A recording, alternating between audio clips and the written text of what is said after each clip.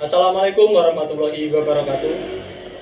Yang terhormat Bapak Suryani selaku Rektor Universitas Pekalongan, Bapak Farudin Eko Hardianto selaku Dekan Fakultas Keguruan dan Ilmu Pendidikan, serta semua hadirin yang saya banggakan.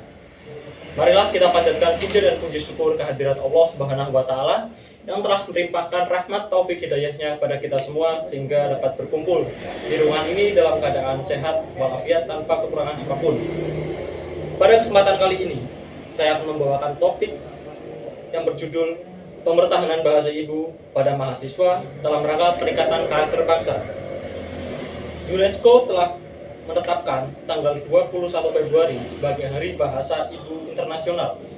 Hal ini menunjukkan bahwa betapa pentingnya bahasa ibu untuk terus diperingati dalam peringatan, dipertahankan pemakaiannya, dan diberdayakan fungsinya.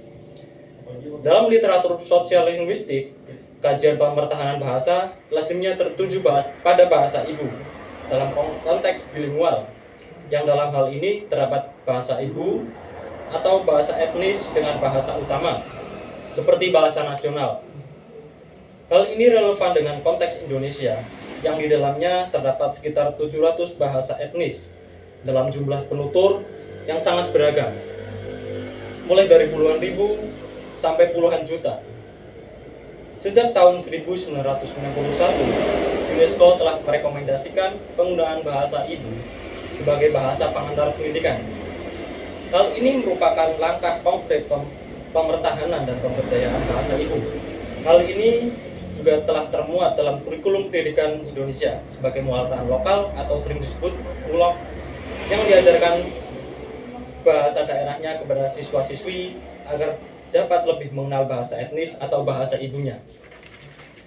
Pemertahanan bahasa ibu bisa didefinisikan sebagai upaya bertujuan untuk, yang pertama, mewujudkan diferensitas kultural, yang kedua, memelihara identitas etnis, yang ketiga, memungkinkan adaptabilitas sosial, yang keempat, secara psikologis dapat menambah rasa aman bagi anak, dan yang terakhir, meningkatkan kepekaan linguistis menurut Kristal 1997.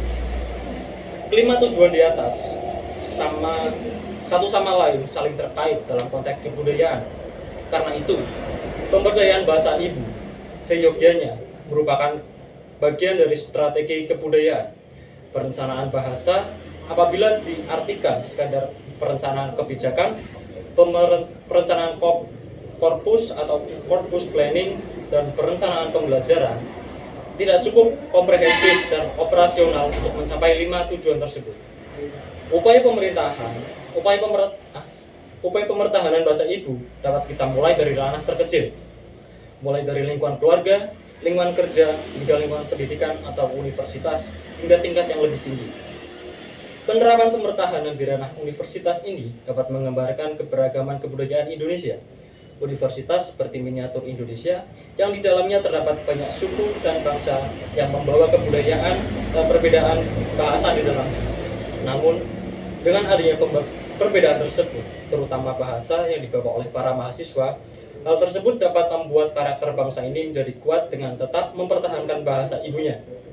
Marilah kita tetap mempertahankan keberagaman bahasa ibu yang kita punyai agar dapat memperkuat karakter bangsa dan menguatkan bahasa ibu kita.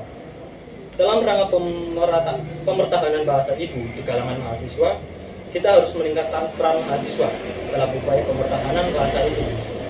Mahasiswa datang dengan membawa keberagaman bahasa, diharapkan dapat menjadi ujung tombak pemertahanan bahasa di kalangan kampus ini. Dengan adanya pemertahanan bahasa di kalangan universitas, diharapkan dapat memperkuat karakter bangsa Indonesia. Harapan saya, kita tetap dapat bisa mempertahankan bahasa ibu sebagai bahasa identitas bangsa dan memperkuat karakter bangsa dengan tetap melestarikan bahasanya. Tantangan bagi kita yang sekarang tidak lain adalah memudarnya penggunaan bahasa ibu di kalangan masyarakat Indonesia, terutama dalam lingkungan perkotaan. Bahkan ada suatu kutipan kalimat yang mengatakan wong Jawa ilang Jawane. Hal tersebut mengartikan bahwa saat ini orang Jawa yang sudah banyak melupakan identitasnya termasuk bahasa ibu mereka. Tantangan ini cukup berat bagi kita, jika kita lakukan tersendiri. Namun, akan terasa mudah jika kita lakukan bersama. Demikian yang dapat bisa saya sampaikan. Mohon maaf atas kesalahan kata dan bahasa yang saya gunakan apabila menyinggung saudara sekalian. Terima kasih. Wassalamualaikum warahmatullahi wabarakatuh.